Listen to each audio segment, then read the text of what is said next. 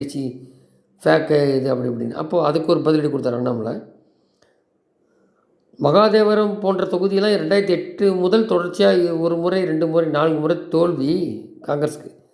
தினம் பொய்களை சொல்லி பின்ன ஒவ்வொருவரும் மாண்புமிகு உச்சநீதிமன்ற மன்னிப்பு கேட்டு சிறிது வெக்கமின்றி சுற்றித் திரிவது ராகுல் காந்தி வழக்கம். பொய்களின் மீது அடித்தளம் கட்டப்பட்ட ஒரு கட்சியின் தலைவரான அவரை பாதுகாக்க யார் வருகிறார்கள்? கொடிய கூட்டு திமிர் பிடித்த லஞ்சம் என்ற பிரமற்ற திருமகன் சூத்திரம் மற்றும் முழு பிரச்சாரத்தின் போது வாக்காளர் கால்நடை போல் மேய்த்து திருமங்கல ஃபார்முலா இதே டிஎம்கே தான் கொண்டு வந்தாங்க. கருணாநிதிக்கும் பணத்தை கொடுத்து அப்புறம் இப்போ செந்தில் பாலாஜி அந்த இடைத்தேர்தலில் ஆடு மாடு போய் அடைச்சி வச்சு அதுக்கு உதயநிதியோட படத்தை கொடுமையாக போட்டு பண்ணாங்கன்னு சொன்னார் இல்லையா? அதான் இறுதியில் வெள்ளி கொலுசு அது மாதிரிலாம் கொடுத்து ப்ரெஷர் குக்கர் விலைக்கு வாங்கி கட்சியான திமுக இப்போ ஜனநாயகம் குறித்து சொற்பொழிவை வழங்கி வருகிறது என்பது முரண்பாடாக இல்லை.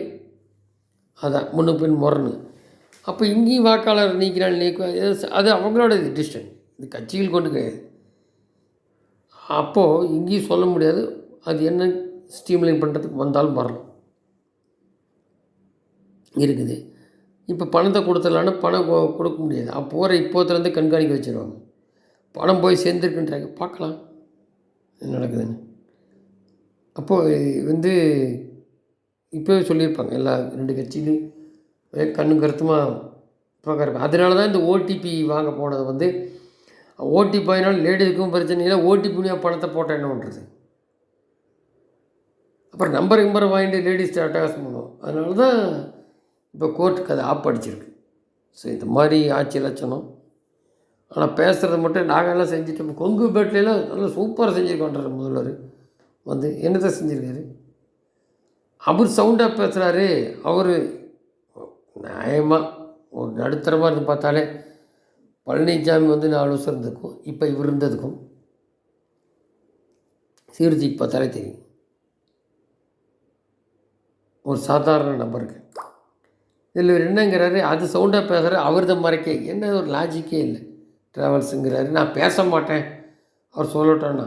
அவர் சொன்னால் தானே தெரியும் எதிர்கட்சி வைக்கிறான் குற்றம் ஒன்றும் செய்யலைன்னு.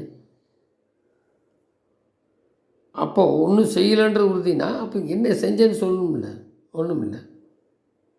இவர் ஜனநாயகம் பற்றி பேசுகிறாரு, இந்த மாதிரி இருக்குது, இப்படி அடைச்சி பணம் கொடுத்துலாம் ஜெயிச்சாங்க அப்படின்றது குறிப்பிட்றாரு. உண்மை தானே? எதுக்கு அடைச்சி வைக்கணும்? திருமங்கலம் மாதிரி ஈரோடு பட்டியல் அடைச்சி வச்சவன். ஸோ இதெல்லாம் சாத்தா வேதனை ஊதுற கதை தான். மக்கள் தான் விழிப்புணர்வு. நன்றி.